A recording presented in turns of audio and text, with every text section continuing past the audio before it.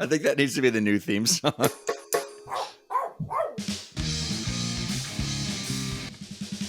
Chad, what episode is this, Chad? This is episode 133. So moving right along. Well, there we go.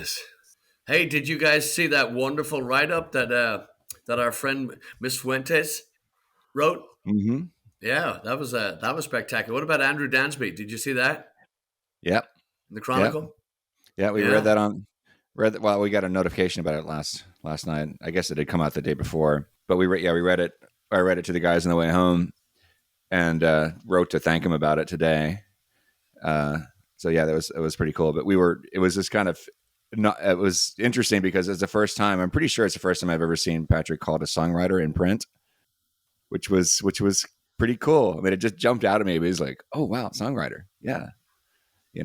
Exciting. And so I told Andrew, I emailed him, I said he may have the distinction of being the first journalist to use that term with regards to Patrick or anybody in this band.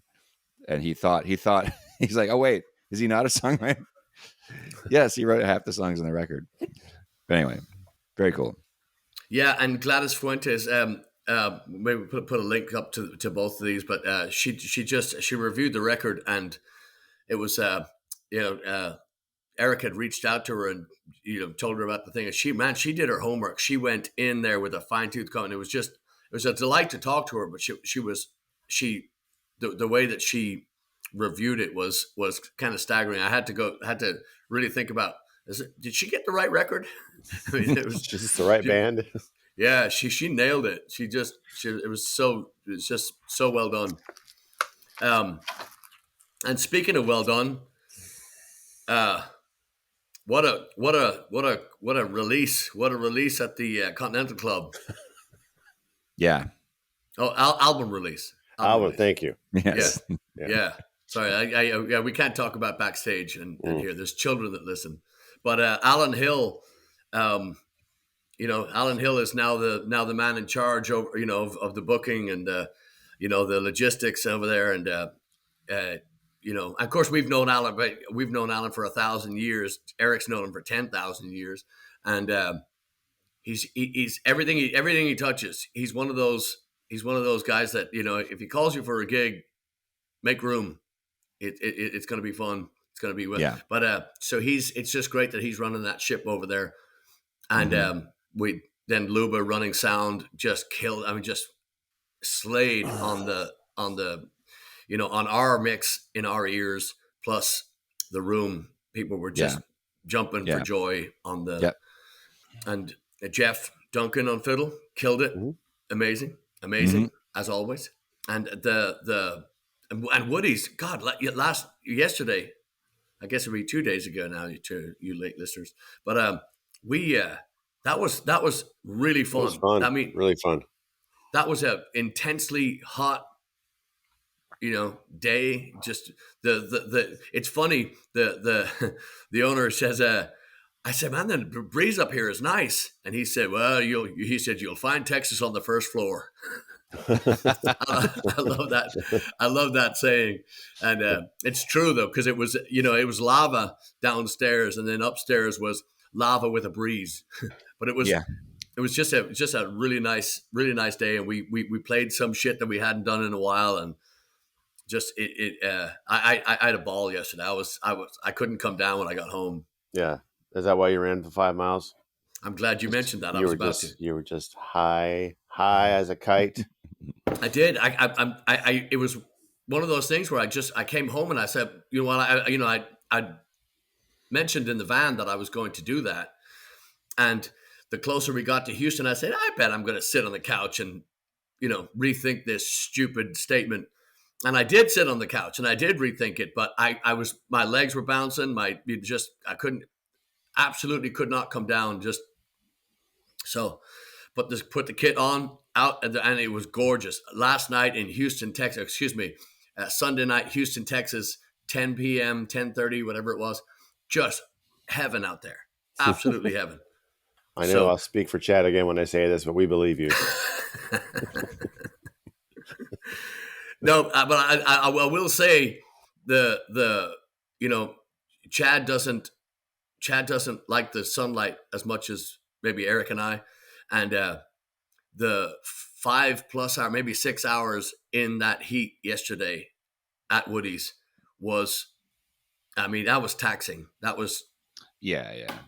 Well, there was enough shade that it wasn't completely punishing. Well, don't you even start. I'm just gonna say cut his mic. Cut his mic. That stage left in the summertime at Woody's is in full sun by the time you get to that last set. Yeah.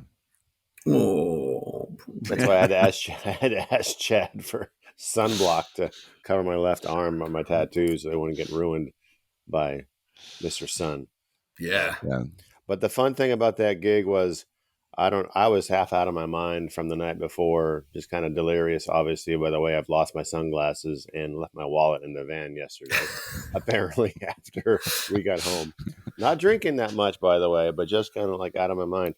But just the comedy that was happening on stage, like the unintentional things that we found funny, and Patrick changing the lyrics, and how maybe a missed hit drum or a missed note was all of a sudden way more funnier than they normally are for some reason. So just a really, really fun show at Woody's on Sunday. I had a great time. Yeah, it was really great. Yeah, me too. I think the key to comedy is if you're not funny, just tell jokes to really tired people. Just because it's just hysterical. You go, God damn, that guy's funny. You go, yeah, get some rest. Yeah. But yeah, that was brilliant. I really, and again, the owner at Woody's is a real stoic character. Very, he's been in business for 30 years, 20 at that location. And he has seen and done everything. Hence the stories I was telling on the way back. Can't mention any names, but one of the bands had arrived there and to play a show, and they were still hungover from the night before, and proceeded to drag one of the big trash cans on stage so the singer could puke in the trash can while they were, and then he said on the breaks they were sleeping on the tables. They had picnic tables there, and they were sleeping on the fucking tables. So, so I think everybody should reply in the comments and try to guess that band. And and then on top of that, with all that shit going on, the bartenders are trying to wake them up and to do so anyway, the head bartender that day just, gave him $100, said, everybody get the fuck out. Don't come back. It was just, so that he has been everywhere. He's seen it all. I've been everywhere, man. He's done it, and he has lived it. And but it was really fun speaking with him yesterday, because he had a good time. The attendance, it's really difficult to get people to come out in that heat. And he knows that, and he was, definitely wasn't our regular showing at Woody's, but the people that came out had a good time, and he had a good time, but he understands too that these times are weird, the times are tough, and it's it's one of those things where I hope these clubs can hang on, because these are, Woody's. If you've ever been to Galveston, and I hope you have, or I hope you're making plans to, it's such a great bar. It's a biker bar, and it's up on stilts, so the bikers will put their motorcycles under the building and in the shade, and there's only a couple hundred yards between you and the ocean, so you have that breeze, and you have the sunshine, and you have the people, and it's just wonderful. Yeah. And just I hope for everybody's sake that these clubs can hang on, because this last year and a half has been misery, as we all know. I belabor that fucking point. Mm-hmm. Yeah, freaking drag. Well, speaking of good news, what's on the horizon, gentlemen? Something special. Yeah. Is it a 36 times special? Is it more than 36? It's more than that. Is it less than 40? Ooh, barely. I'm going to say it's 38 special. That sounds right. Or Special K. Hey, whatever it takes. Special sauce. Yeah, but our friends over at Turn 2 Productions called us up and said, "Hey, you want to open?" We said, "Yes, most certainly." Yeah. And they said, "What band?" And we said, "What band?" They said, "Third Day Special." We said, I said, who are they? "Got to hold on tightly to that gig." Yeah. Pretty much legends. These guys have been around since before a lot of people Since I the know late were '70s, born. I think, was Yeah. their first record. It's gonna be a good show. Yeah. Yeah, it's gonna be really fun. There are some tickets still left. I believe this one will sell out. So if you're interested in coming to see it, I would get tickets rapidly. And then What's the date of it? Friday, September 3rd. Third, yeah. Well, and notable to say it's at Arena Theater as well, which is one of the oldest venues in town. Probably the oldest venue now. I mean, it's been there since '65. Are there any venues that outdate that now?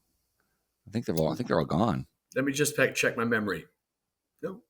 And you played there once before, Eric, right? I played there with a young man named Eric Dongill, who's kind of a rockabilly guy, and we opened up for Johnny Rivers a couple years ago. Wow. Biggie Edgar had a hand in that somehow. He was kind of Eric's manager type thing, and somehow he got us roped into this opening slot, and it was a lot of fun. People kind of dug it. And for people who don't know, the Iranian Theater is, I guess you call it a theater in the round, but You can call it that. it actually rotates Yes. during the show. So what is that like, being on a stage that's constantly It's funny moving? because you start and you get on stage and you sit down and then you start your first song, and normally you look in the audience and you see people, of course, and then you look up again a second later and it's a whole different group of people.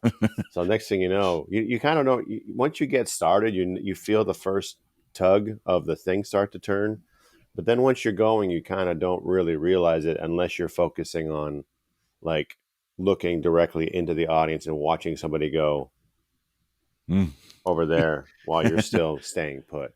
Yeah. And then at some point it actually stops, it winds to a stop and then winds back around because the snake is only so long. Oh, okay. And so the snake is slowly winding itself up underneath the stage while you're playing, and then it slowly unwinds itself. I didn't remember that. They got a whole system down there. It's really, the staff down there, I mean, at least a couple of years ago, was fantastic. And yeah, they didn't really help us.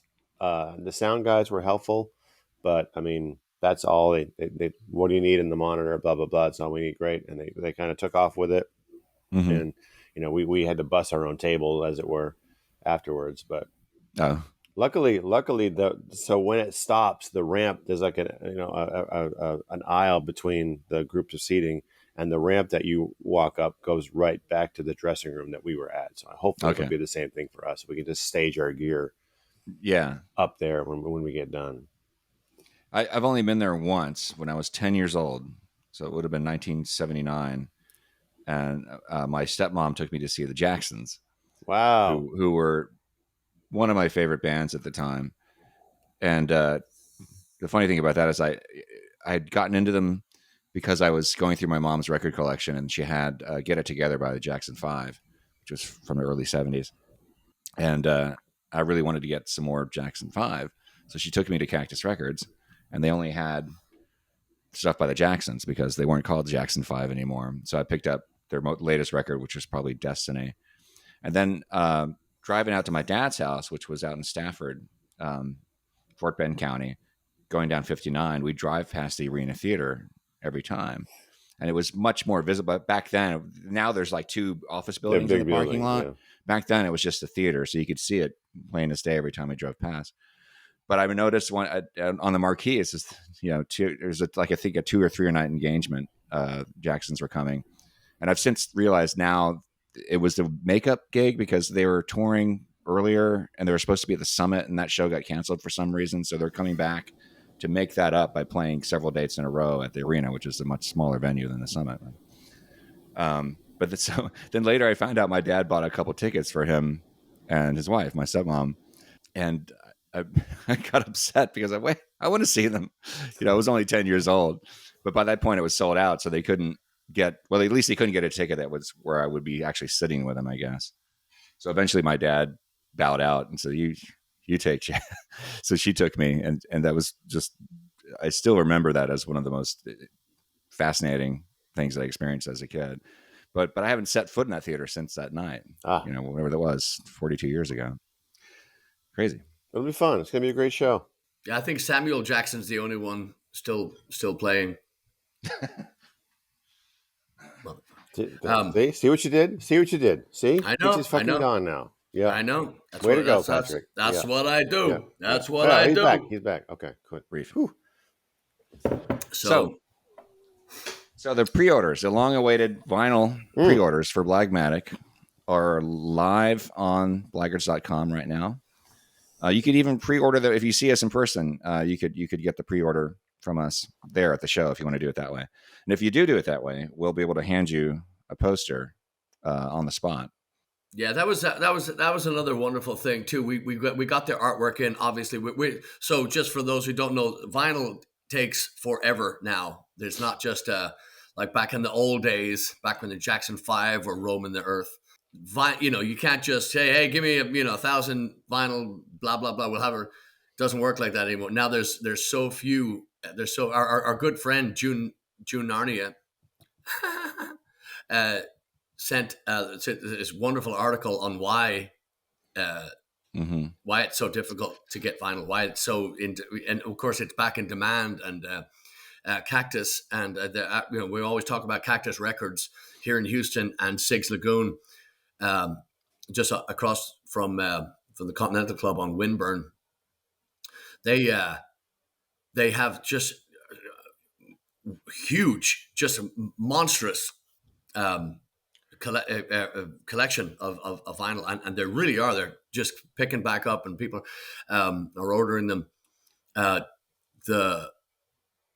So we're waiting on that, but we did the printing for the album. We did that separate. We did that here in town.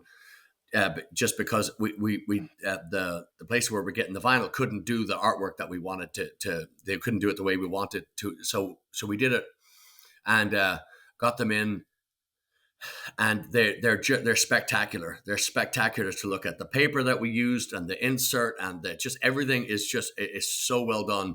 Mm-hmm. When I got them, Vincente from Black Crown brought them to my house, and it was much like today, quite a beautiful sunny day, and the sun hit the record, and because he did it on this, he put it on this gold paper, and it just it sent goosebumps down, just hair in the back of my neck, everything that it's just staggering to see this thing in person, and it's such a beautiful piece, and it's such a it's just such a thrill to see our record sitting in something like that.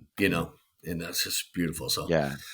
So the LP sleeve and the poster are printed in the same way, the same special gold, almost a metallic kind of sheen to it. Yeah, with 2 inks printed on it. So the negative space, it's kind of like how we do the T-shirts, where the black part of the design is actually the shirt, the negative space in the design. That's how it is. Everywhere you see gold on the LP sleeve is actually the paper. The paper, it's not ink. Yeah. You just flip it over, you can see. It's. Yeah. But he Vincente from Black Crown. He had this all in mind when he drew this thing, and it's just, you understand now. He was telling me what he was going to do, but he's Spanish. I was like, what are you saying? I don't understand. And but no, he's just so brilliant. Is not just as an artist, but the foresight. I use people like I like Mark Knopfler often when I talk about people that can kind of see the future, and when they write a hook, they have to know what the song is going to sound like. I mean, or maybe they don't, but it just seems to me like they've just got this brilliant foresight. Vincente has that. He has that. He's just so talented. Mm-hmm. So yeah, it's a beautiful piece, and so if you want the poster, we can send it to you. We have to send it separate because we have to put it in a tube so we can because you do not want to fold this, you don't want to fold this poster. It's just, it really is. It's that. Yeah. Actually, and I will go and get one just for the thing. Yeah. Yeah.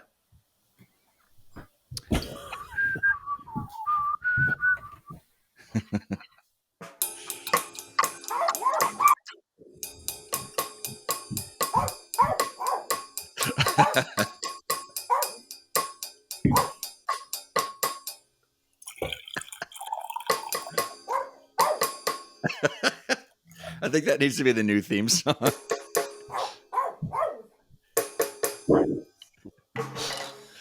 Ringo. I can't tell if it's. I think he's just secretly criticizing me. Yeah. Play it better. Play it better. Right. Okay. Need to hit the mute button here for a second. Well, Kelly, not quite Kelly, fan of ours, Kelli, she ordered a pair of Blaggards drumsticks off my website, and she wanted Ringo to autograph them. So we spent about half an hour trying to get his paw print on the stick. So hopefully, Kelly, if you're listening, hopefully you got them.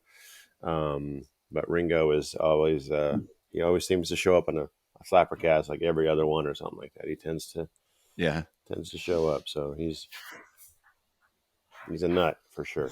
So where are these fucking posters, man? Are they just gonna go print one up or something? What's happening over there?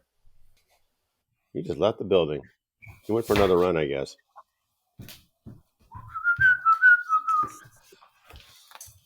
Here we go. All the goods. We go. Hey, did you miss me? We did. All right, a couple of things. This is the poster. Okay. Ooh. Gorgeous. Beautiful. Looks to be like an 11 by 17-ish, probably. Yep. Yep. Thick paper. Gold on the back. Look at that. Oh, my God. How come I don't have one of those? Because, I don't know. Oh, what's that? Do we have coffee? Look at that. We've got coffee. Yes. Yep. So this is the album cover. Yep. Same paper. Very nice. The artwork is second to none. Yeah, there we go. Mm-hmm. Look at those. That detail on the corners is irremarkable. Yeah, I mean everything. You probably can't see this, but there's. Oh. Is that the side that Karen Carpenter hangs out on? She's dead. She's long dead. Look where it got her. I know. Exactly. So this is there an inner sleeve here? This is the insert, yeah. Look at that. And those are not lyrics. Those are the thanks and the gratefulness and the shout outs to all of our beautiful fans and friends that have been super helpful and super nice. Oh, there we are. Yep. Look at those guys. The credits. That's the cast of characters there, looks like. But look at the detail. Oh, yeah. Look at the detail. You can sort of see it. Yep. So Vincente in doing this album, he had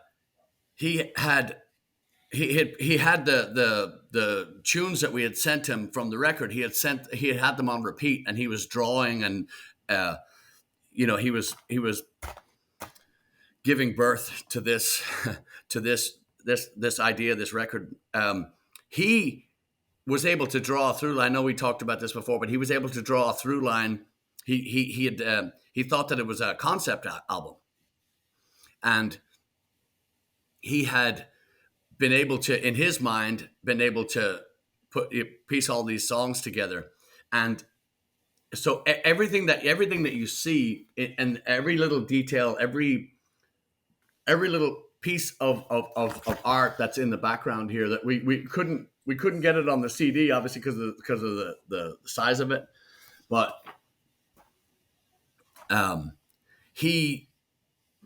every single thing is relevant to the record. Every single thing has every little piece, and it's always been so intriguing to me to look at these old Iron Maiden records, or new when I saw them first. But Derek Riggs, their artist, would put in all these different minuscule little things, but everything was relevant to the record or to if they were slagging another band member or a football team or soccer. Everything was relevant. There wasn't just scribbles and just shit put in there. There was stuff all over it, and we spent hours going through that. And then I didn't tell Vicente any of this. You know, he was just this is how he works, and he's one of these guys that can just kind of reach in and grab shit. Well, I shouldn't say it like that.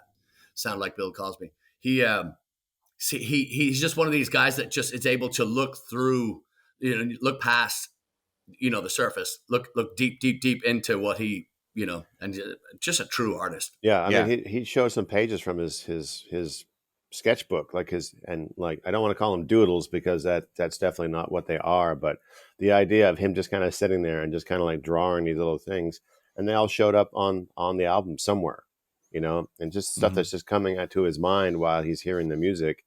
And he's like, oh, this thing will work. This thing will work. This thing will work. And they're all like miniature pieces of art. I mean, beautiful. If you look at beautiful design. Yeah. The LP, the actual inner sleeve that Patrick held up that has the credits and the thank yous on it. I don't know if you can see it on the video, but there's in the background, there's all these little icons that Vicente designed, and each one of them represents one of the songs on the record. Yeah. Again, I'm just, my head's already in the, we're doing that big tour next month, September. And we're just, we're talking about yesterday at Woody's, there was so much new stuff, so many new ideas, as beat up as we were from Continental Club and Heat and blah, blah, blah. It was just,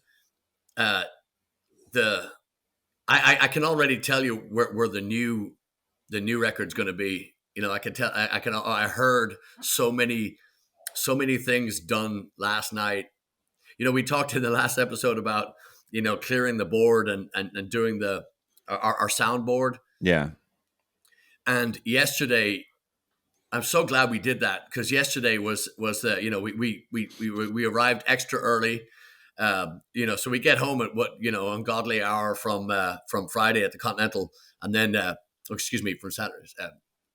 Saturday, and then Sunday we got to be out the door at noon to head down to Galveston, which is 50 miles from Houston, and you got to factor in beach traffic, blah blah blah. Last day before school starts, and so we're a little beat up, but the energy that we were able to muster, and the just the banter between us on stage, and then clearing that board, meaning starting a whole new scene on this digital soundboard, to where we can start again, if you will, with our instrumentation and our vocals and all that stuff. And it was just when I walked out to sound check everything on the in the front where the audience is, and the clarity and the punch that it has. So I think what happens is, over time, all this stuff gets kind of muddy. Luba was talking about this at the Continental, how his monitors now, they're tuned to the room, but I think they'd be useless anywhere else, because of so many bands, so many times a week, so many times a month, having that much, noise pumped through them, on a nightly basis. It's just, so it was yesterday was a cleansing of the board, cleansing of the palette, whatever, and pushing those new ideas out onto the stage. There was there's going to be a new record very soon. I'm just giddy about it. Just cannot wait. Yes. Let's get busy. So, yeah. We're fixing to hit the road pretty soon. 3 weeks from now, right? Ish. Something like that. Sure. Something like that. September 16th, we are hitting the road. Yeah. Yes. Also, we have coffee, as Patrick is showing. But also this Friday, if you're listening this Friday, we are at O'Bannon's in College Station again, welcoming back the college kids. It's their anniversary. It's our anniversary, so it's going to be and O'Bannon's turned 16 years old. Yeah, so I guess we would be 17, a year older, 17, I guess. Yeah. Really, our birthday as a band was last month, but we couldn't schedule, we traditionally do this anniversary show in July at O'Bannon's, but we couldn't schedule it this time. That's a good thing. That's a good thing. We've been playing a lot, and it's always a joy to get back to College Station, and those guys are if you're living close to in and around College Station, O'Bannon's is looking for reliable people. They've had the hardest time, just like everywhere else. They've had the hardest time getting and keeping staff. If you know somebody looking for work, somebody reliable, somebody likes a great Irish pub, and I mean a really, really, really top drawer Irish pub. Go talk to Chris Steele over at O'Bannon's. Yeah, wonderful. Right. So Friday. They have a good team over there too, so it would be a great place to kind of cut your teeth on customer service work or bar work or anything else, and you'd have a lot of fun doing it. Actually, yeah, no joke, no question. Yep, any customer service job I think is essential for anybody, especially when you're younger and you're first getting your first job. I would recommend that. It's stressful, but you learn so much about people doing that, not just your coworkers, but everybody that you serve. And it's a good way to learn how to relate with other people, how to deal, period. How to handle stress, and treat people the way they deserve to be treated. Anyway. Yeah. So we will be back to chat with you again next week, I'm sure. Yes, I reckon. Yeah, I reckon we will. So we said it before, say it again, but Laurie and Chris, thank you for, and Tara, thank you for, they really do. They work so hard, in a loud club all the time, and they're so personable, and people are they're always so glad to have met them. And they've just been, there's no way Blaggards is on the road right now without Laurie and Chris. Simple as that. Yeah. So thank you for that, and Continental Club and Woody's. We just everybody for coming out. People came huge distances. We had people from everywhere for the record release party, and then some that even came down to Galveston. Yeah. A few Gates came down there, and Greg and Terry Leach came down there, and I mean, just it's a thrill to see, even if you're just walking across the street to come and see us. Or, if you're driving miles, whatever, we're just thrilled. And, of course, our friends from College Station, too. The Reeves, do not forget. Brian Reeves, he'll kick your ass. He will. And Ellen. Yeah, so. Middleweight. Yeah. Yeah. You told me he gets up at 4 o'clock in the morning to go to that shit. I know. I know. That's not right. I say fuck 4 o'clock in the morning. Exactly. Yeah. I'll drink to that. Yeah. All right, we'll see you at the show. Yes. And remember, we got great coffee. What are you drinking? I'm drinking Blaggards brand. What are you drinking? Whoa! I have a bag. I haven't ground it up yet. Oh, for God's sake! I know. Cut it! We're Fuck done. it! There. How about that? Is that better? Yeah, there you go. Oh. There you go. Anyway, all right. Yeah. See you guys. See you soon. Yeah. Thanks for listening. All right. See you next week. Yep.